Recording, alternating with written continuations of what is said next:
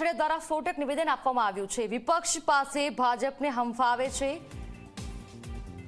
વિપક્ષ પાસે કશું નથી છતાં આપણને હંફાવે છે। જે થેન્ક યુ ના બોલી શકે એને ટિકિટ આપી। કોંગ્રેસ અને આપના કાર્યકરો સવારે આવે અને સાંજે હોદ્દો મળે છે। વિપક્ષના લોકો લો પણ ભાજપના કાર્યકર્તાઓનો ભોગ ન લો। આ શબ્દો છે નારાયણ કાછડિયાના। અમરેલીમાં ઘણા બધા ઉમેદવાર લાયક હતા। નારાયણ કાછડિયાએ કહ્યું છે 17.5 લાખ મતદારનો દ્રોહ કર્યો છે। કાર્યકર્તાઓને ઊભો કરતા 10 વર્ષ લાગે છે। કાર્યકર્તાઓને તોડવાની કોઈ કોશિશ ન કરે। આટલી મોટી આપણી પાસે વિશાળ કાર્યકર્તાઓની ફોજ છે, આપણી પાસે આટલી મોટી સત્તા છે, આપણી પાસે બધી જ વ્યવસ્થાઓ છે, છતાં પણ આજે વિપક્ષ આપણને હંફાવી દે ત્યાં સુધી આપણે ઇલેક્શનમાં આપણે જોઈએ છીએ તો એની પાછળ આજે કાર્યકર્તા જે આ ઇલેક્શનની અંદર ખાલી અમરેલી લોકસભાની અંદર 1.5 લાખ મત ઓછા પડ્યા છે।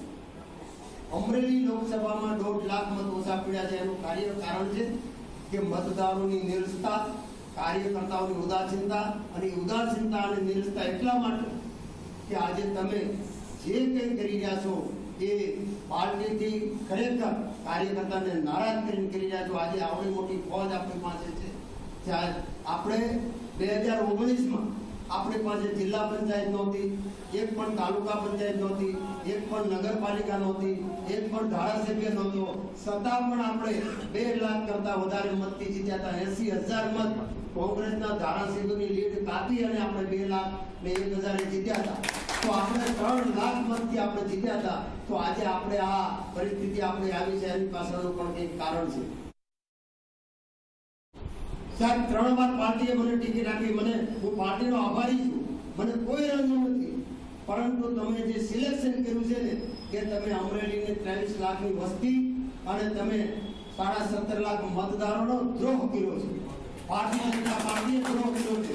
દિલીપ સંઘાણી હતા, મુકેશ સંઘાણી હતા, ડોક્ટર કાનાભાઈ સાહેબ હતા, બાબુભાઈ ઉદાણ હતા, હિરેન હેરપરા હતા, કેશુભાઈ નાકાણી હતા, કેટલા ભારતીય જનતા પાર્ટીમાં મજબૂત ચહેરાઓ હતા। તો તમારે સામાન્ય જે વાત ન કરી શકે, ગુજરાતીમાં પણ એક ઇન્ટરવ્યુ ના આપી શકે, જે બોલી ન શકે એવી વ્યક્તિને તમે ટિકિટ આપીને ભારતીય જનતા પાર્ટીના કાર્યકર્તાને તમે દ્રોહ કર્યો છે, તેમાં મને કહેવામાં જરા પણ યતિશોક્તિ નથી।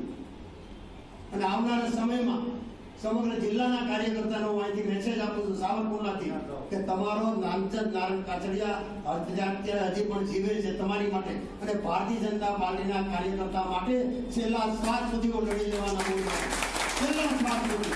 એટલે કોઈ કાર્યકર્તાએ મૂંઝાવાનું નથી, હું તમારી સાથે છું અને રહેવાનો છું। તો સાંસદ